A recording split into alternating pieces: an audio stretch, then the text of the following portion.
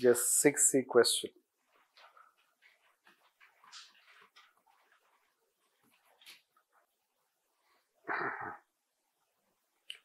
Simple can be said that Neo-Weberian State is a post-NPM model which has given relevance to Max Weber. This Max Weber bureaucracies. This sort, let's say that can be introduction. Then you can start writing about Neo-Weberian State. That Neo-Weberian State has been given by Pollitt and Bowker.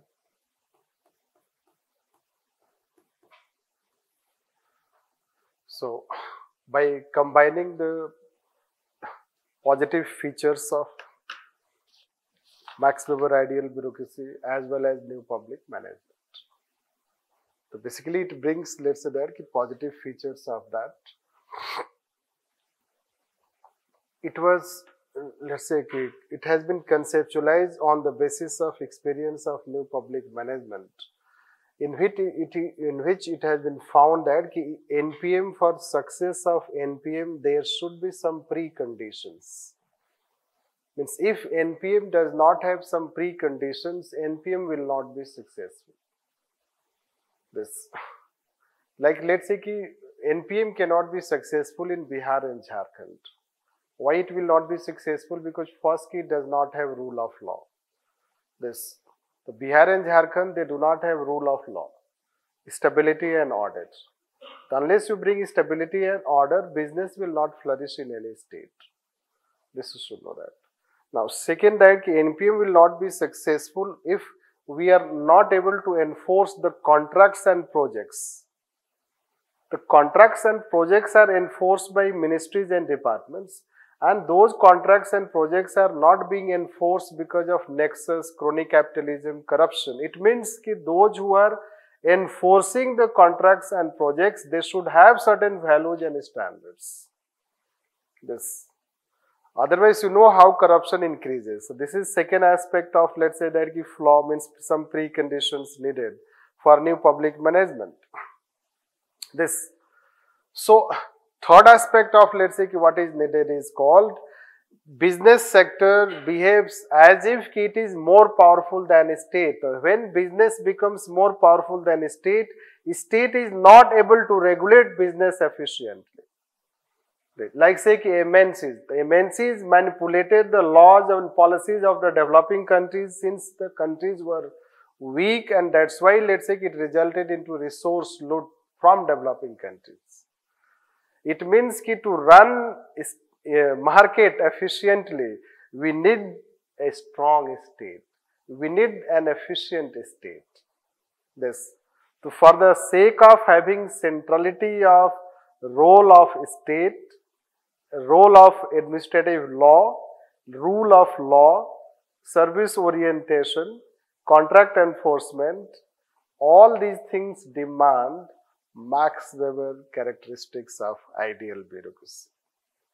This, because Max Weber advocated rule of law, service orientation, primacy to the law of the state, that is administrative law, right? It's an law enforcement and integrity and values, that is called rationality, right? Integrity, predictability, stability, order. That is how he was trying to formulate this. So, those values of Max Weber ideal bureaucracy plus new public management efficiency orientation, combining both, they have formulated Neo-Weberian model. The Neo-Weberian model is nothing but bringing the characteristics of Max Weber ideal bureaucracy and new public management, so that they, in contemporary times, in today's context, we are able to administer effectively, and that is how idea of Neo-Weberian state was brought. Now it shows that why this de-bureaucratization. So you know that the era of de-bureaucratization started since public choice approach. They were a strong critic to bureaucratic way of governance.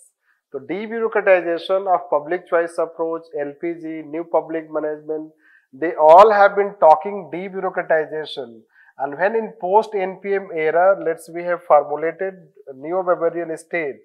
So it shows that this de-bureaucratization cannot be justified. De-bureaucratization means Max Weber cannot be completely rejected. This is how Neo-Weberian State says, that Max Weber cannot be completely rejected. That can be considered. That is how you have to write about this part. But that does not mean that we are promoting role of bureaucracy. Right. Even if Neo-Weberian model recognizes the role of bureaucracy, but it is a bureaucracy which will be change bureaucracy.